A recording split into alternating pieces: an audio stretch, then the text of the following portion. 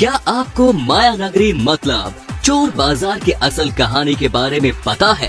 क्या आपने painting Mona Lisa में छुपे रहस्य के बारे में सुना है? या फिर क्या आपको पता है कि इंसानों की भी पूंछ हुआ करते थे?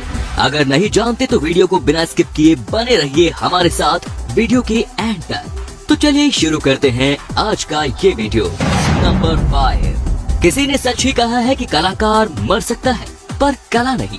आज हम जानेंगे एक ऐसे कलाकार की कलाकृति के बारे में जिसकी चर्चा सैकड़ों सालों के बाद आज भी की जाती है। और आप खुद ही अंदाजा लगा लीजिए कि किसी पेंटिंग की बात अगर लोग कई सालों तक करते हैं तो इसमें कुछ न कुछ खास तो जरूर होगा ही ना।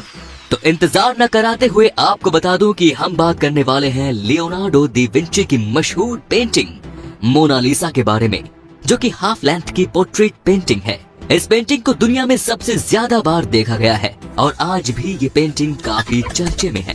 शायद आपको ये जानकर हैरानी भी हो कि ये दुनिया की सबसे महंगी पेंटिंग है, जिसकी कीमत आज के समय में 700 मिलियन US$ है। ऐसा माना जाता है कि ये 1519 में बनते बनते अधूरी रह गई थी, क्योंकि 1519 में ही लियोनार्डो दा विंची की मौत हो गई थी। इस पेंटिंग में जो औरत है उनका नाम है लीजा गिरार्डिनी। इस पेंटिंग की इतनी खास होने की जो असल वजह है वो है इसकी बनावट। ये पेंटिंग हर एंगल से अलग दिखाई देती है।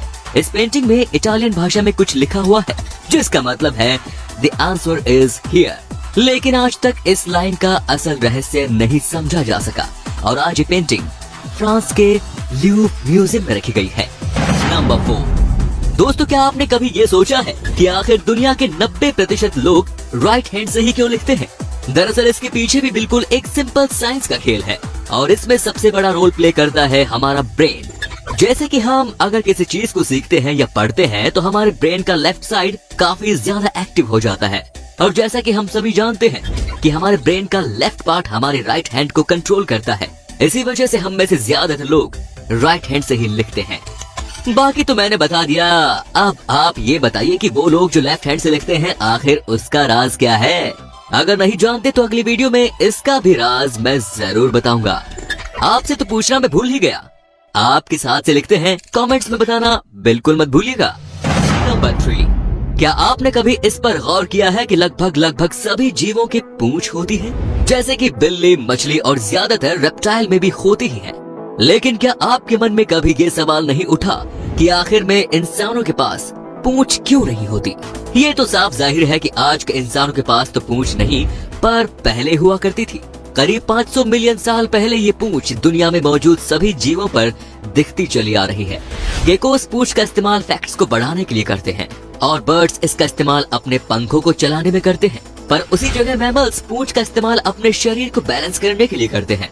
अगर आप ध्यान दें तो जितने भी 4 पैर से चलने वाले मैमल्स हैं उनके पास आज भी पूंछ है। लेकिन चिंपैंजीज, ओरेंगटन, एप्स और हाँ हम इंसान जो कि 2 पैरों पर चलते हैं, हमारे पास पूंछ नहीं है। दरअसल इसका कारण ये है कि जब हम 2 पैरों पर चलते हैं तो ग्रेविटी हमें आगे की ओर धकेलती है और कहीं न कहीं कम स्पेस और शरीर के भारी होने की वजह से पूंछ धीरे धीरे इंसानों से गायब हो गई। नंबर 2। आपने ज्यादातर हॉलीवुड मूवीज में लोगों को सिर्फ एक छड़ी के बल पे हवा में बैठे देखा होगा या किसी मैगजीन में लेविटेशन स्किल्स के नाम पे धोखा देने वाली तस्वीरें तो जरूर देखी ही होंगी। ये सब हमारी आंखों का धोखा है, पर दुनिया में कुछ ऐसे लोग हैं जो कुछ हद तक सच में लेविटेशन के काबिल हैं। लेविटेशन हमारे माइंड की फिजिक एबिलिटी है जिसकी मदद से हम बिना किसी सपोर्ट के हवा में उड़ सकते हैं। लेविटेशन करने के लिए हमें स्ट्रॉन्ग विल पावर और फोकस की सबसे ज्यादा जरूरत होती है। कुछ रिसर्चर्स का ये भी कहना है कि लेविटेशन बायोग्रेविटेशनल फील्ड और ह्यूमन ब्रेन के इंटरेक्ट होने की वजह से होता है। इस दुनिया में कुछ मॉन्क्स ऐसे भी हैं जिन्होंने अपने दिमाग को इतना ट्रेन कर दिया है कि सच में वो लेविटेशन कर सकते हैं। और आपको बता दूं कि लेविटेशन इतनी आसान चीज भी नहीं है। कुछ लोग तो इसे सीखने के लिए अपनी पूरी जिंदगी दांव पे लगा देते हैं।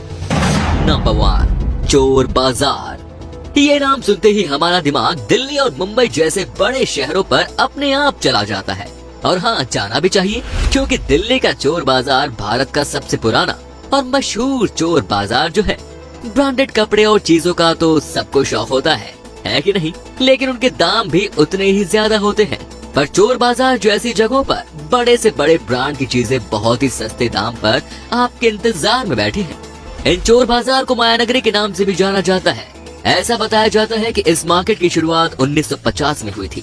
शुरू में चोर मार्केट सिर्फ शुक्रवार के दिन ही लगा करता था, लेकिन अब आजकल तो हर दिन लगता है।